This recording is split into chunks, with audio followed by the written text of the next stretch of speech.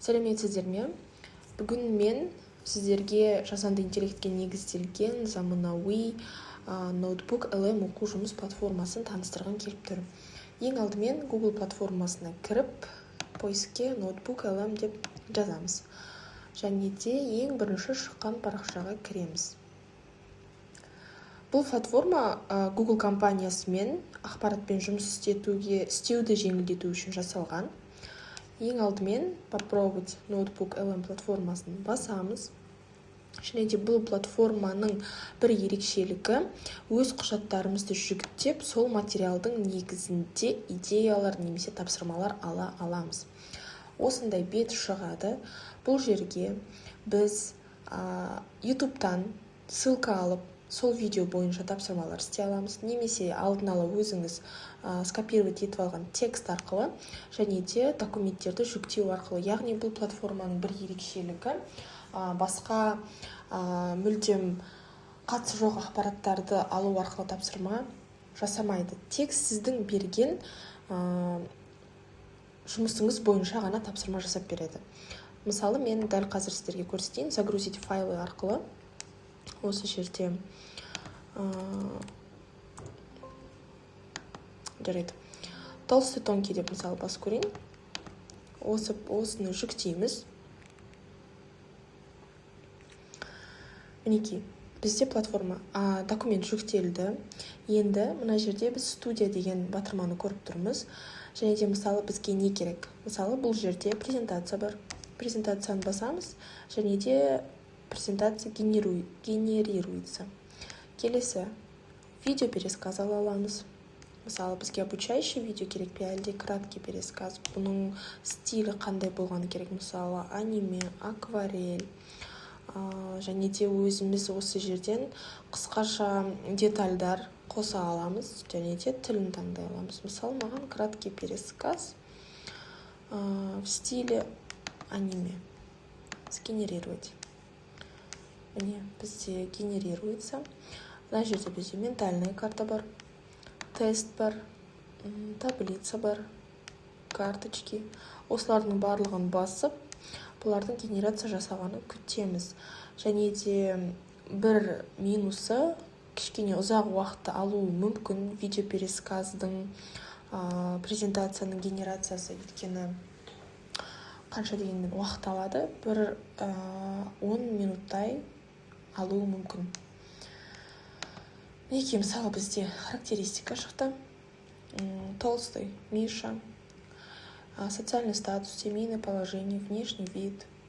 Тонкийдің характеристикасы барлығы шықты.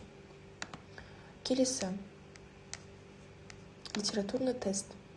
Мына батырманы басу арқылы үлкен қылып көрсетеміз, және де оқушыларға көрсете беруге болады. Мысалы, где произошла именно встреча двух старых приятелей. Осы жерде жауап береді. Подсказка бар. Далее, мысалы, 10 сұрақ. Осы мен жіберген документ бойынша. Келесі, мысалы, ментальная карта, место действия, персонажи и так далее. Осылай кете береді. Және де бұл ментальная картаны біз скачать етіп ала аламыз. Мына батырманы басу арқылы. Вот, загрузка жасалынды.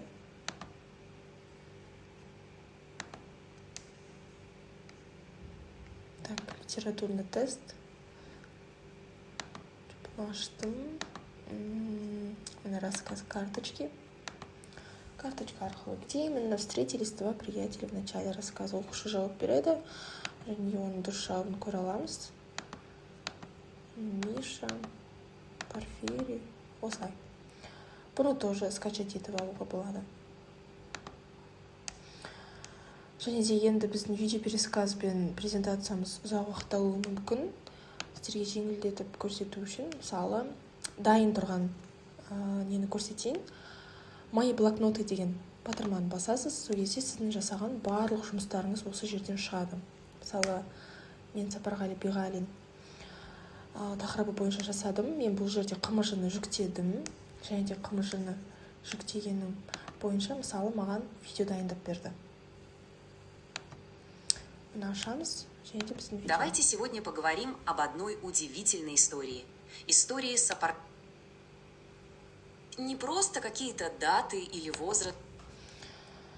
Мінекей, және де бізде бұл жерде таблица, презентация барлығы бар.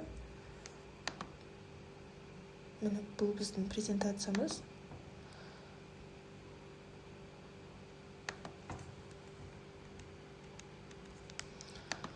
Скачать деген батырманы басып, өзіңізге жүктеп алсаңыз болады.